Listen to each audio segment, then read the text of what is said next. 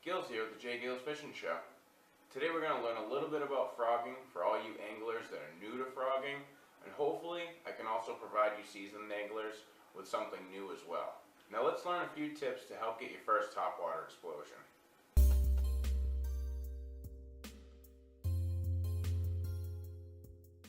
The first thing to consider when frog fishing is where you're fishing from. This will help you better understand how to present your lure. Are you bank fishing or are you boat fishing? This is important because it will actually determine where to make your first cast. Now, when boat fishing, your best bet would be to cast your lure towards the bank, targeting mats, tall grass, lilies, and reeds. You want to get right in between them because the bass are going to be sitting in the small runs and they're going to be looking outward. Sweet.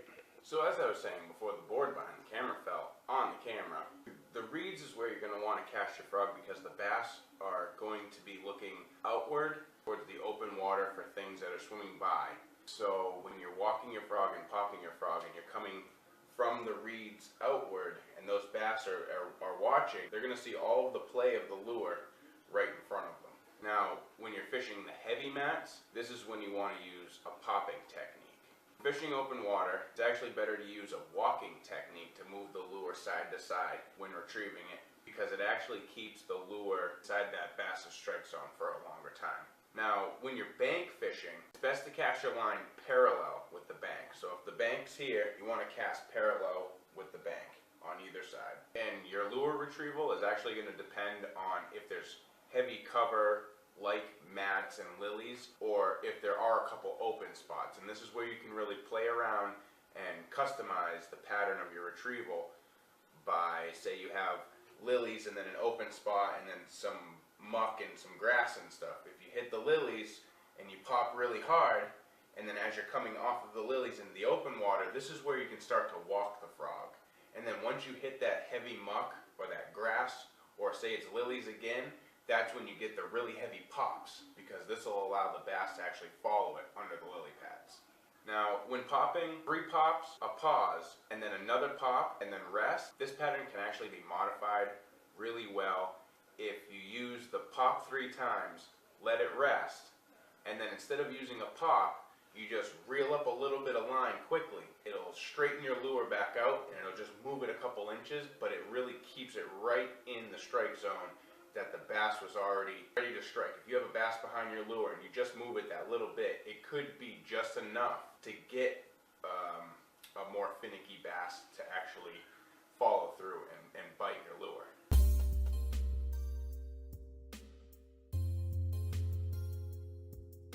So now that you know a little bit more about where to cast, let's move on to the second topic, the hook set. All of a sudden, topwater explodes, and you get really excited. This is the exact moment that you need to do nothing.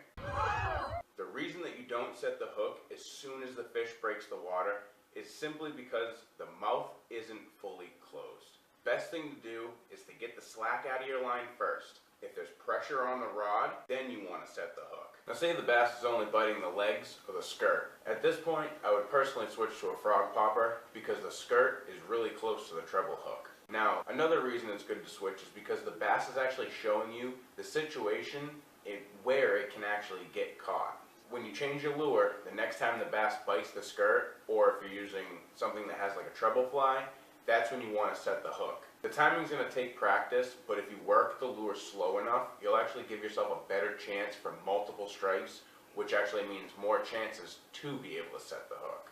If you do miss the strike, just pop the lure a couple more times. If the bass doesn't strike the lure again during these pops, this is when I would reel the lure in and recast it out to the same place where you originally got the strikes.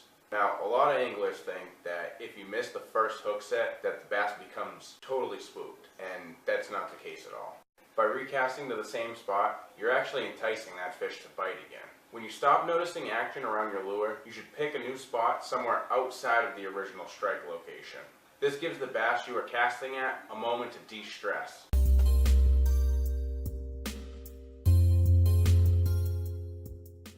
Third thing you need to think about is timing. The best time to throw a frog is at sunrise when bass need to feed and are looking for a decent meal before the sun gets too hot. If it's a cloudy day, then a frog could get bites all day. Second best time is just before the sun goes down. I like to switch my frog presentation from walking to popping when visibility is low, because bass can actually feel the vibration on top of the water. This means that you're actually keying in on 2 sensory triggers that cause bass to bite. This doesn't only work well at night though. It works really well when moving a frog over heavy mats. Now, something to remember is that even though you can see your lure and you know where it is, it doesn't mean the bass automatically does too. The last thing about timing is to make sure the water is warm for where you are, because frogs like warm water. Or just see if the frogs are sitting in the water where you're fishing.